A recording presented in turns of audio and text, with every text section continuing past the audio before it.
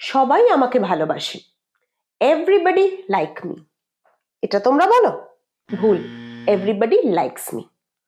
Police এখানে আসছে, কি বলো তোমরা? The police is coming. ভুল।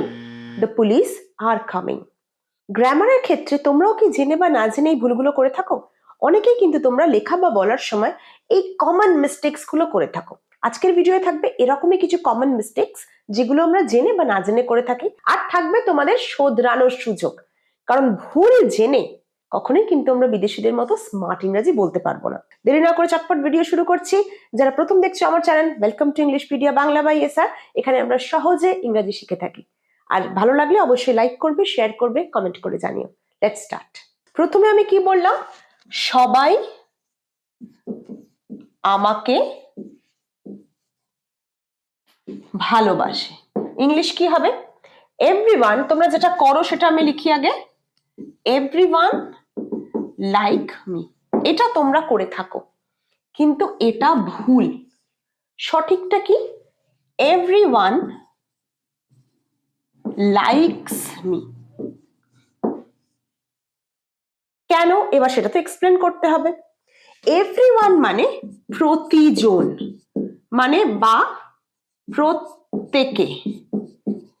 প্রত্যেক মানে কিন্তু প্রতি এক, এক কিন্তু সিঙ্গুলার। দেখো, প্রত্যেকটারই পেছনে কিছু লজিক আছে। কিছু লজিক আমাদের জানা, আর কিছু লজিক আমরা জানি না, সেগুলো আমাদের মুখস্থ করতে হয়। কেন বলতো?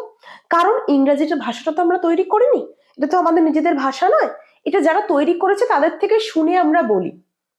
এবার যারা তৈরি করেছিলেন তারা কিভাবে তৈরি করেছিলেন এখন আর আমাদের জানা নেই, তাদের নিজেদের দেশের লোকেরাই জানে না।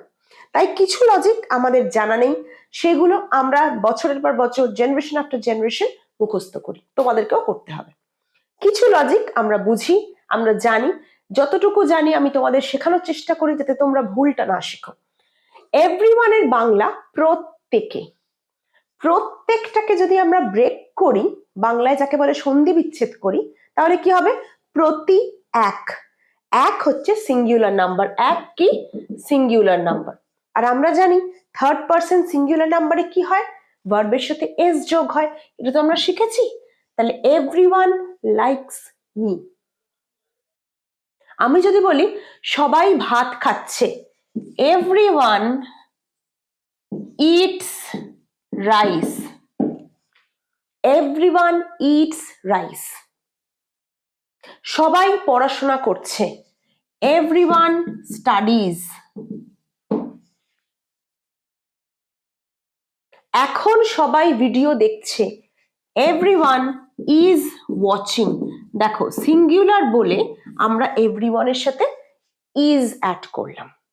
প্রত্যেকে, প্রতি এক, এটা সবসময় একটা singular noun.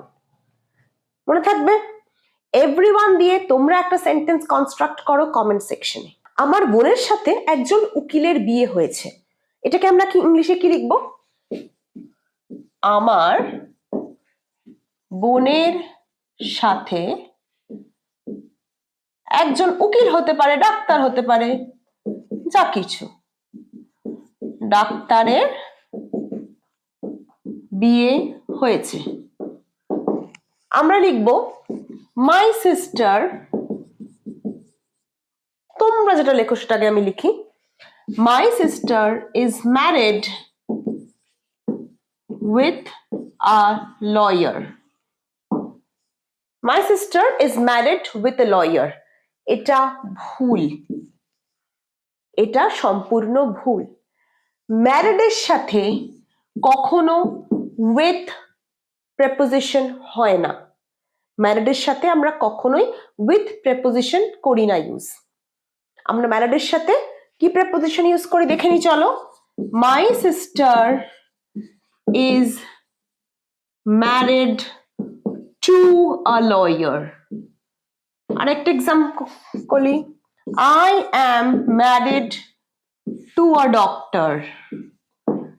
He is married to a teacher.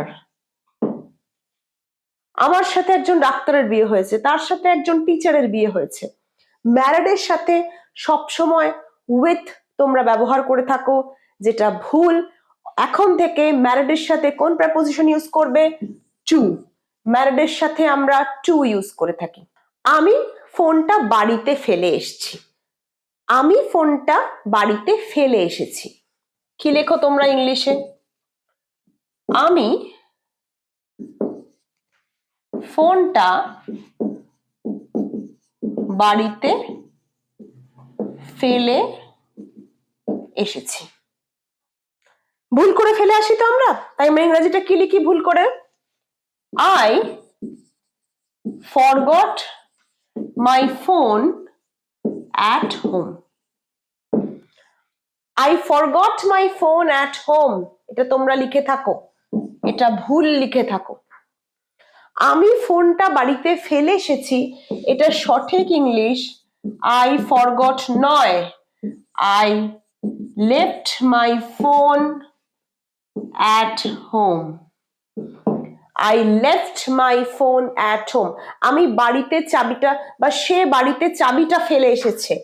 He left his keys at home, বা ধরো গাড়িতেই ফেলে এসেছে, at car. He left his keys at the car.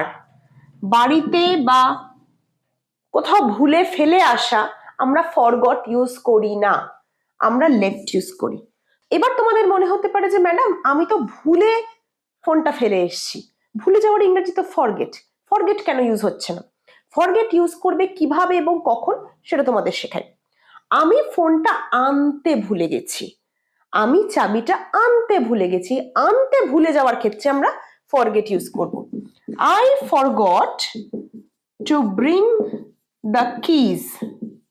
আমি চাবিটা আনতে ভুলে গেছি। সে ফোনটা আনতে ভুলে গেছে। He forgot to bring the mobile.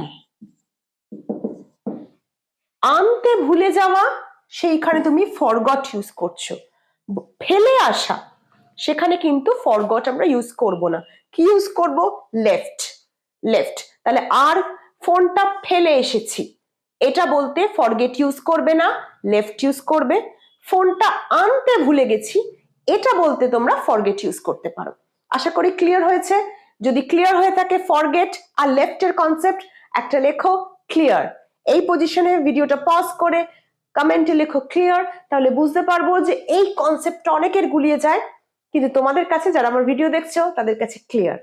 আর অবশ্যই পজ যখন করেছো তখন একটা লাইক করে দাও ভিডিওটা, কেমন লাগছে ফিডব্যাকে সেটাও জানিও, আর শেয়ার করে দাও। আরেকটা ভুল আমরা ইংরেজিতে করে থাকি, সে তোমার দিকে হাসলো তাকিয়ে।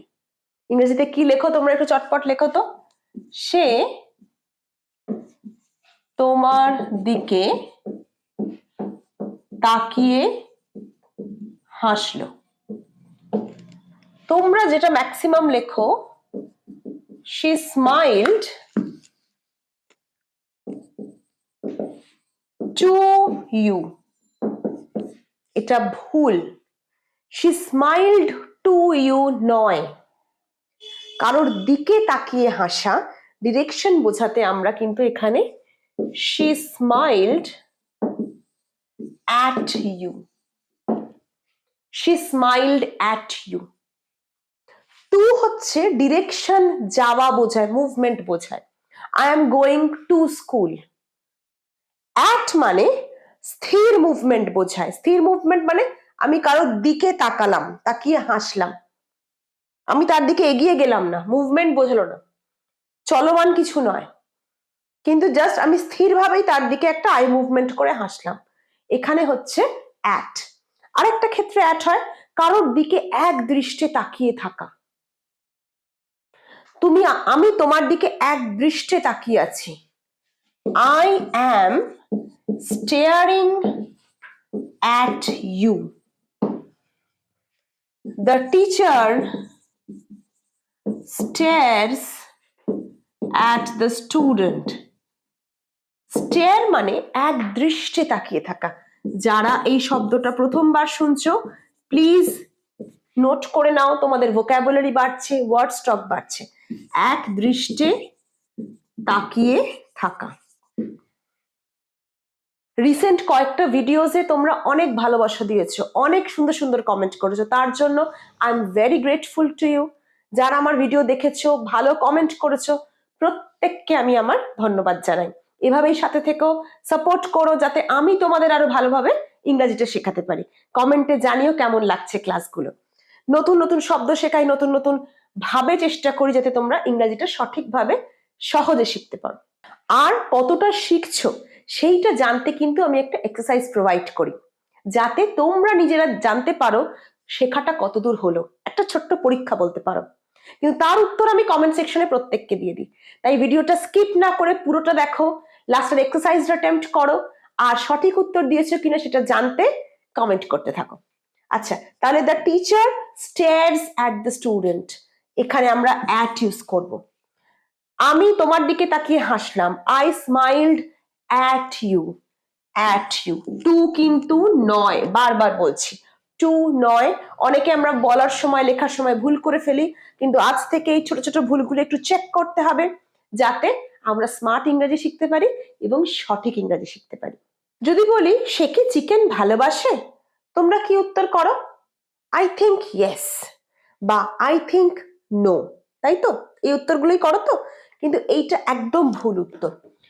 কোনো প্রশ্নের উত্তরে আই থিঙ্ক ইয়েস বা আই থিঙ্ক নো, এই দুটো একদম ভুল, গ্রামাটিক্যালি ইনকারেক্ট, ভুল উত্তর। প্রশ্নটা হচ্ছে, ধরো সে কি চিকেন ভালোবাসে? ইংলিশে প্রশ্নটা কি? Does he like chicken? এর উত্তর কি দিচ্ছ তোমরা? আই থিঙ্ক ইয়েস, হ্যাঁ আমি মনে করি সে ভালোবাসে। এটা ভুল উত্তর। উত্তর প্রশ্ন আছে ডাজ দিয়ে, তোমায় কি লিখতে হবে? I think he does. এটা একটা উত্তর হতে পারে। আরেকটা হতে পারে I think so. I think he does, I think so.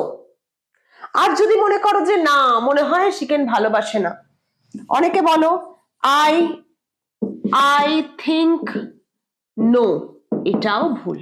কি বলতে পারো?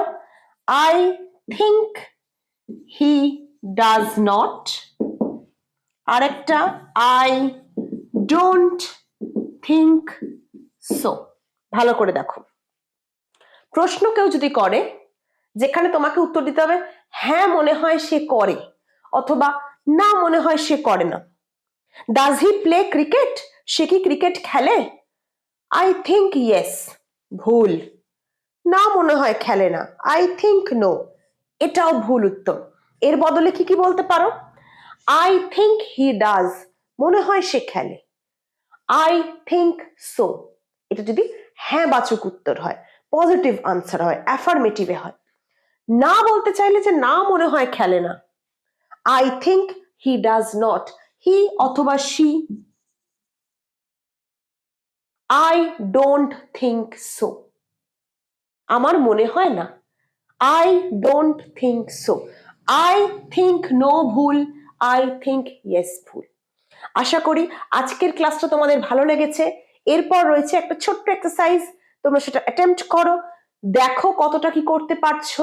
কোনো যদি সমস্যা হয়, কোনো টপিকটা বুঝতে যদি প্রবলেম হয়, কমেন্ট বক্স অবশ্যই খোলা রয়েছে, সেখানে কমেন্ট করো। আর জানিও তোমাদের ভিডিও কেমন লাগছে, একটা ফিডব্যাক অবশ্যই কমেন্টে দিও। দেখা হচ্ছে পরের ক্লাসে। তার আগে কিন্তু তোমরা এক্সারসাইজটা নোট করে নাও। এই রইলো তোমাদের এক্সারসাইজ। তোমাদের কি করতে হবে? ভুল সেন্টেন্স গুলো রয়েছে, 3টে ভুল সেন্টেন্স রয়েছে, তার পরিবর্তে তোমাদের সঠিক সেন্টেন্স গুলো কমেন্টে লিখতে হবে। আশা করছি আজকের ক্লাসের পর কোথায় ভুল রয়েছে সেইগুলো মানে সহজেই তোমরা ধরতে পারবে, আর তোমরা কমেন্টে সঠিক সেন্টেন্স গুলো লিখতে পারবে। যদি না পারো তার জন্য রয়েছে সঙ্গীতা ম্যাডাম, আর তোমাদের জন্য রয়েছে ইংলিশ মিডিয়াম বাংলা ভাইয়া স্যার। দেখতে থাকো পরবর্তী ভিডিওস গুলো।